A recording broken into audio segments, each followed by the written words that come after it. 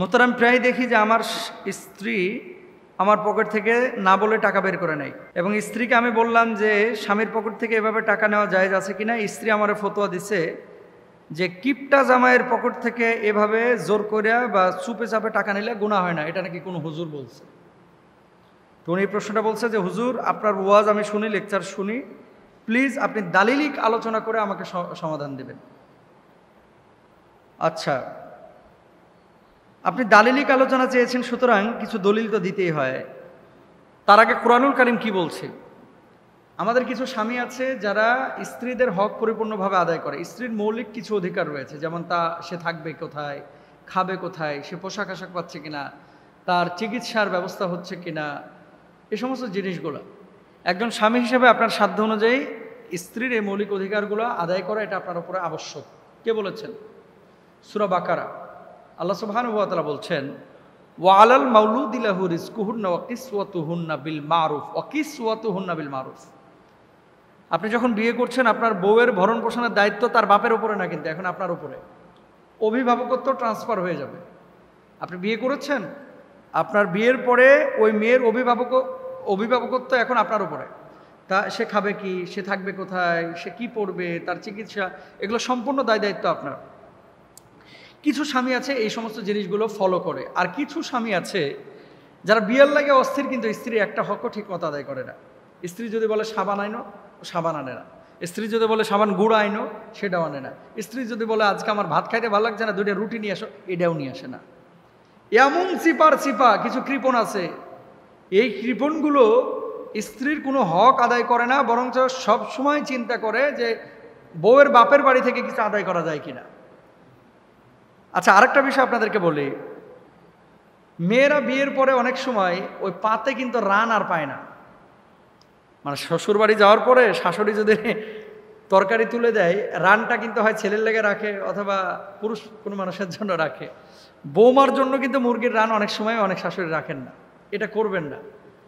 কোনো বৌমা যদি বুঝে যে আমার শাশুড়ি পার্সেন্টেজ করছে বা আমাকে মূল্যায়ন করছে না, এবং কোনো শাশুড়িও যদি বুঝে যে আমার বৌমা আমাকে যথাযথ মূল্যায়ন করতেছে না, সেখানে কিন্তু স্রোত অন্যদিকে বয়ে যাবে এবং বিশৃঙ্খলা তৈরি হবে। তো স্বামী যদি কিপটা হয়, তাহলে কি করবেন?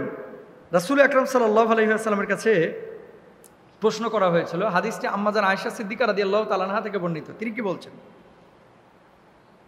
আন আয়েশা ক্বালাত দাখালাত হিন্দু বিনতু উতবাহ বিনতু উতবাহ আচ্ছা আন আয়েশা রাদিয়াল্লাহু তাআলা আনহা ক্বালাত দাখালাত হিন্দুন বিনতু উতবাহ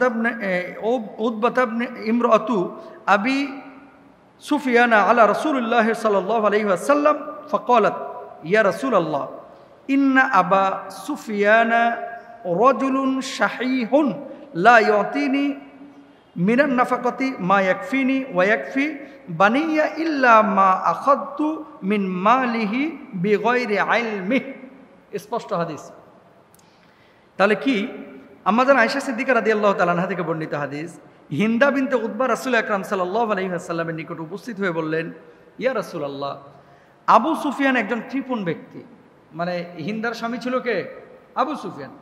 আমার স্বামী একজন কৃপণ ব্যক্তি, তিনি আমার এবং আমার সন্তানদের প্রয়োজনীয় খরচাদি প্রদান করেন না, তবে আমি তার অজ্ঞাতেই তার সম্পদ থেকে প্রয়োজনীয় খরচাদি গ্রহণ করে থাকি।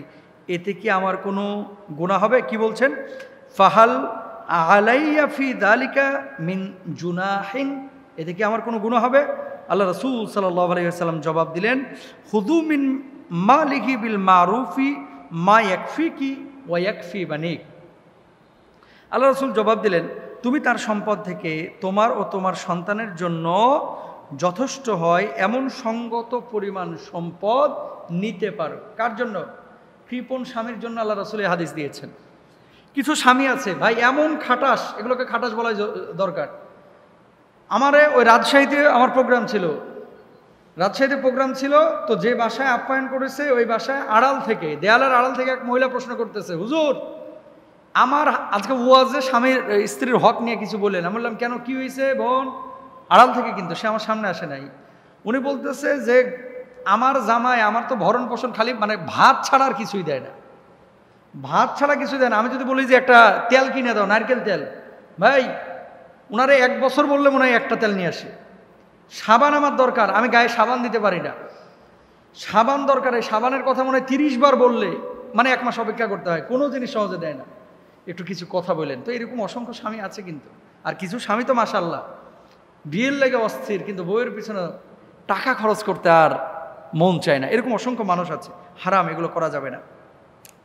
আয়েশা রাদিয়াল্লাহু তাআলা আনহা থেকে বর্ণিত, মুআবিয়া রাদিয়াল্লাহু তাআলা আনহুর মা হিন্দা রাসূল আকরাম সাল্লাল্লাহু আলাইহি ওয়াসাল্লামকে বলেন, আবু সুফিয়ান একজন কৃপণ ব্যক্তি, এমত অবস্থায় আমি যদি তার মাল থেকে গোপনে কিছু গ্রহণ করি তাতে কি আমার গুনাহ হবে? তিনি বললেন, তুমি তোমার সন্তানদের প্রয়োজন অনুসারে যথাযথভাবে গ্রহণ করতে পারো। এখানে একটা বিষয় শেখার আছে। আপনার স্বামী আপনার সমস্ত ভরণ পোষণ দিচ্ছে, কিছু কিছু মেয়ে আছে বিলাসী মেয়ে, যেমন বাড়িতে মুরগির গোশত রান্না করা হয়েছে, বাড়ির মুরগির গোশত ভাল লাগতেছে না, রেস্টুরেন্ট থেকে তার লেগে কাচ্চে নিয়ে আসতে হবে। এগুলো অপচয় আছে না? অনলাইনে অর্ডার করে দিয়েছে, তার ড্রেস আছে প্রায় 15টা, অনলাইনে অর্ডার করে দিয়ে জামাইয়ের ওপর টর্চার করতেছে যে টাকা দিতে হবে, দিবা না কেন, অর্ডার করেছে। বিলাসী যে পণ্যগুলো আছে, এখন আপনি বিলাসী পণ্য চাচ্ছেন যে আজকে আপনি রেস্টুরেন্টে খাওয়াইতে হবে, আজকে আপনাকে অমুক ব্র্যান্ডের খাবার এনে দিতে হবে, অমুক ব্র্যান্ডের আপনার এই পোশাক আশাক এনে দিতে হবে, আপনার মৌলিক অধিকার পূরণ করতেছে, তারপরেও আপনি এই বিলাসিতার জন্য স্বামীর পকেট মারবেন, হারাম, এটা আপনার জন্য জায়েজ নাই। সুতরাং আমাদের সবাইকে সবার জায়গা থেকে এই বিষয়গুলো খেয়াল করা উচিত। আল্লাহ তাআলা আমাদের তৌফিক দান করুন।